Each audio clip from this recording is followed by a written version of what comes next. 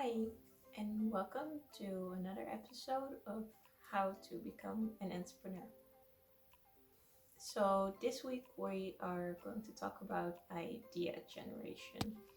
And the basics of idea generation is just that you get an idea that will work for you to help pursue a certain business. So, starting a venture or a firm or whatever.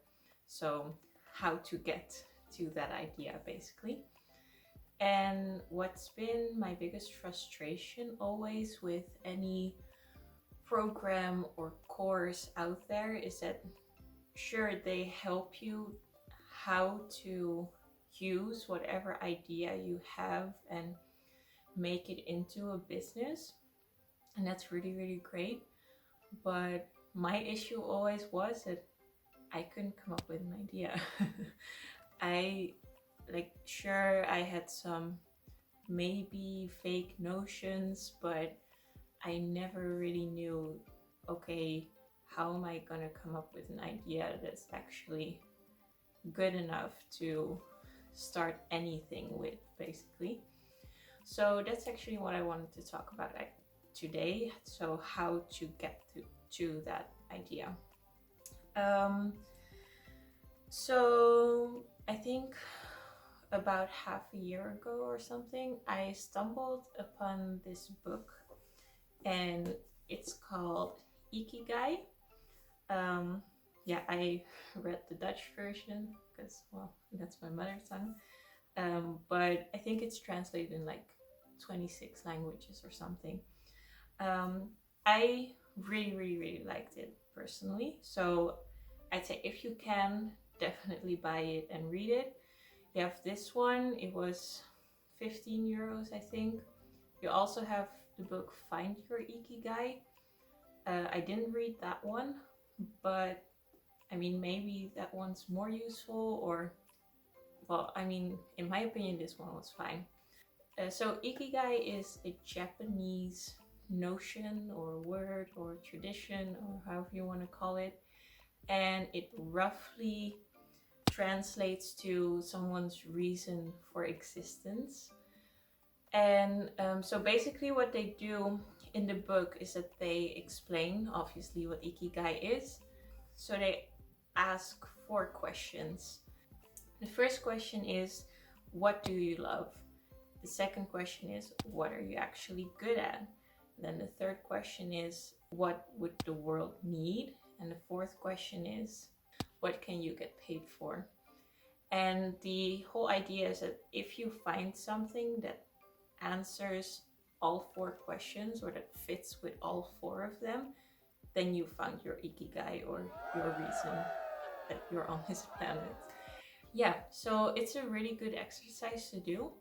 However, of course, there are some issues, at least that I found when doing these exercises, and I think most people run into these issues too. So there are 2 main problems that I found. The first one is answering the questions.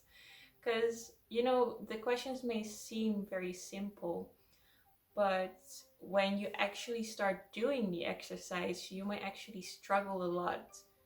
For example, already with the first question, what do I love? Well, good question.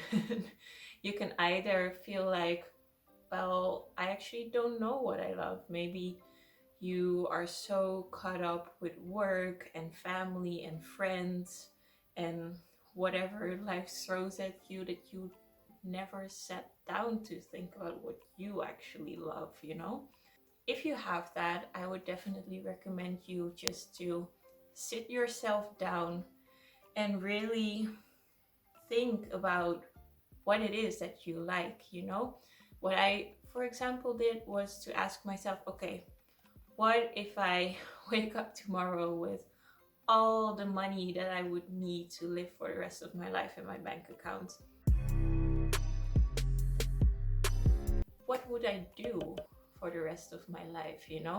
And no, don't start thinking about, oh, well, first I would put this amount of money into a house and this amount of money into investments so that I can make sure that I can really live off of it. La la la la. No, that's not the point. The question is, what would you do on a day-to-day basis? So, for example, maybe you really, really love IT and programming.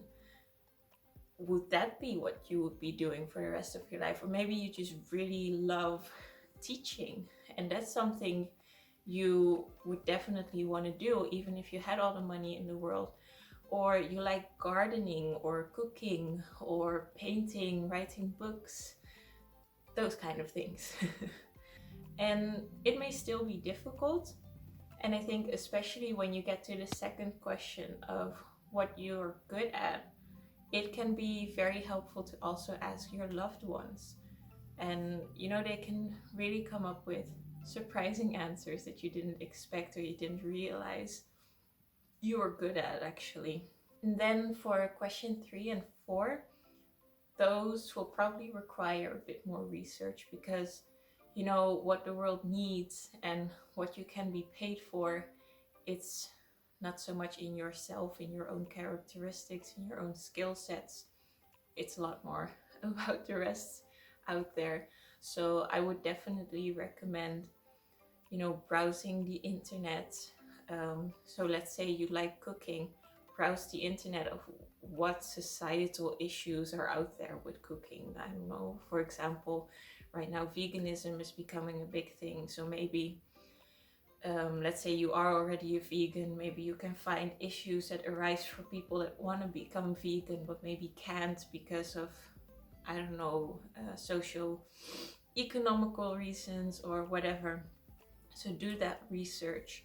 But also you can just ask, you can ask your friends, you can ask your family what are the issues that arise in their lives, or just ask in your community, look around. What do you see happening that can be improved? Yeah, those are really important questions to ask and to research. And that may definitely require quite some time. I think in general, I think it was also mentioned in the book that finding your Ikigai is not something you do in 5 minutes or even in 5 days or 5 weeks. It can take a really long time, and that's totally okay and it's totally normal. And also your Ikigai may change from the 1 year to the other, or even 1 month to the other, or whatever. And that's totally fine and totally normal. For the second issue that I found is that you can have multiple answers, and it can be very hard to pick which one would then actually fit best. So, as an example, at first, what I found was that, because I have a very big interest in healthy living and healthy lifestyle, I lost a lot of weight myself. So, I already knew that that was a passion of mine. I really love mostly cooking, actually. I just really love being in the kitchen and making food. So that's something I knew I loved. And I also knew, at least subjectively, that I'm good at. I think my food is nice. But for that, I of course also had to ask around a little bit to my boyfriend, to friends that have eaten my food. Like, is it actually nice? Basically the answer was yes. So I thought, okay, that's also something I'm good at. And then when it came to the third question of, okay, what does the world then need? That's of course why I struggled a little bit more, because does the world need another person that's sending out recipes and selling cookbooks? I don't know, like, it felt a bit weird and a bit oversaturated, I would say. However, what my personal issue at the time was that I saw veganism as this big thing, and then in contrast, there were people that were eating meat like 5 or 6 times a day.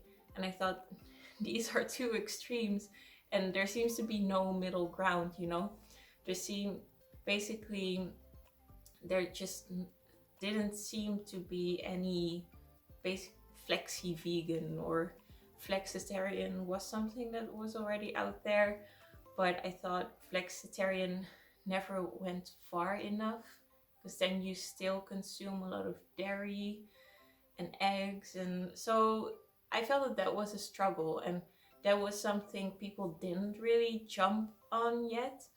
So at the time I thought, okay, flexi veganism, that's a nice thing. um, so that's how I answered my third question.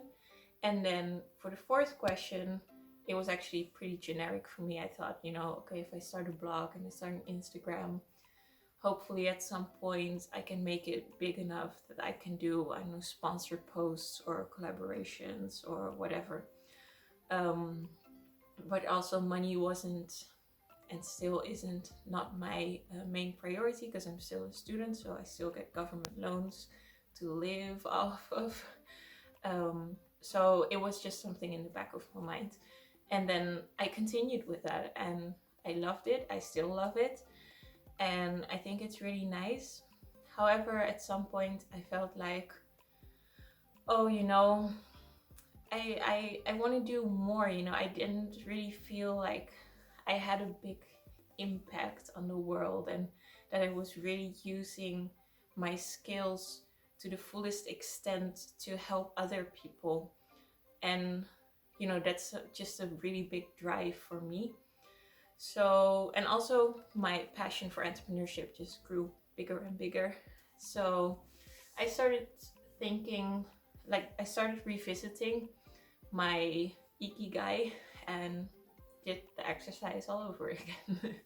So at that point I was thinking, okay, I'm gonna keep this whole food and health thing. I really like it, but I'm gonna put it to the side now.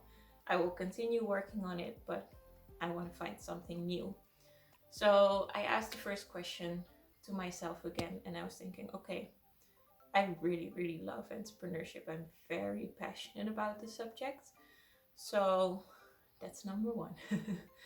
And then for the second question, I thought, oh, from simple observation, I can tell that I'm a good student, I'm a quick learner, I have good grades.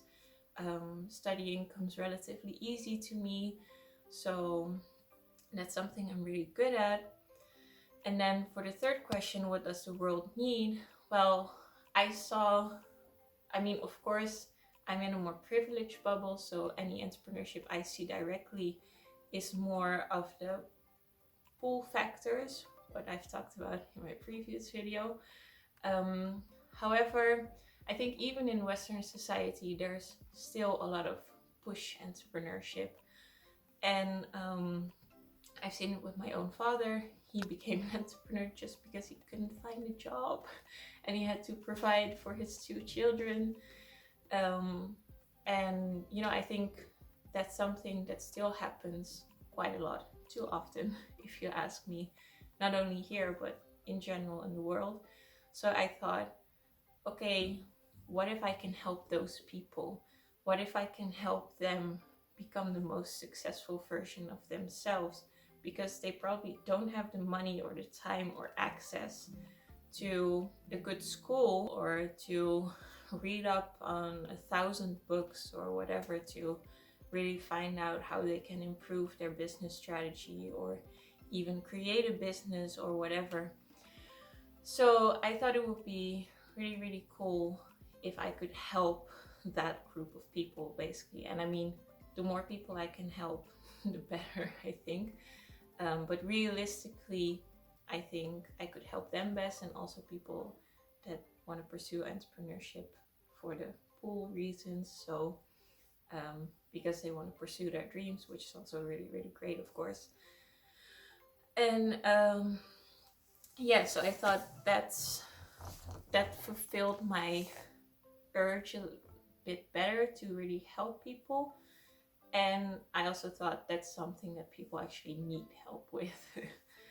And then for the fourth question, again, that's something I'm still working on, to be very honest, because I don't want this to become a very money-driven thing, because it's simply not why I'm doing this.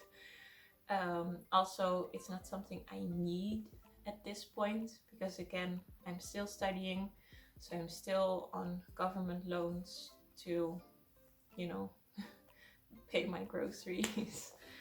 And yeah, so that's something that's just more in the back of my mind now. I've thought about it a little bit. That, for example, I don't know how many guys of you know Tom's Shoes, but it's a company that sells shoes, and for every pair that they sell, they also give away a pair to children in need. So maybe if I would want to set up something where I sell things, I don't know, I could sell certain programs, and for every one that I sell, I can give one away to someone that really needs it but can't afford it. I don't know yet, but something in that sense would definitely be possible. Like, I have a lot of ideas like that, but that's something that I will have to work out. So that's also an example that, first of all, your Ikigai can change. Second of all, it takes time to find your Ikigai. I've been working on this like in total for over a year now, and it's changing constantly, and that's fine. I like it. And I like the challenges that it throws at me, also to discover what I like, what I'm good at, and what I can mean for this world, and also how I can get an income out of it possibly in the future. So to summarize this video, in order to find an idea, it can be very helpful to use the Japanese principle of Ikigai that asks you the 4 questions: what do I love? What am I good at? What does the world need? And what can I get paid for? Combine them together and you can find your Ikigai, or your purpose in life. And to find this can really help you in finding an idea as well for a business, and which can start the whole process of beginning a business. So yeah, the 2 main issues that may arise is, 1, you may struggle with finding answers to the questions, in which case I would definitely recommend you asking your loved ones or just anyone that's close to you to help you in answering those questions. And also give it time, because it can take time to find your Ikigai, which is normal, which is fine. And the second issue is that you may actually struggle also because you have multiple answers to the questions. And then again, it's really important to take your time and, just trial and error, find out what works for you, what doesn't work for you, and see what life throws at you and adjust to it. So these are the basics for idea generation and actually finding an idea that can work for you in finding a business or creating a business. Remember that it takes time and it takes effort, so don't stress too much about it, because the answers to the questions can come at the weirdest times when you least expect it. So if you would like me to get into this subject a little bit more, or you would like to see another subject discussed, then don't hesitate to comment below and let me know. Or you can also reach out to me via email, or DM me, or contact me on any of my other social media channels. So next week I'm diving into a course that I took over the summer that I actually found very helpful. First of all, in answering the first 3 questions basically of the Ikigai, so what I love, what I'm good at, and what the world would need. And second of all, it really helped me spark my creativity into finding a way of making that profitable for myself and also for others. And yeah, really make a living out of that. I hope this was helpful, and I see you next week. Bye!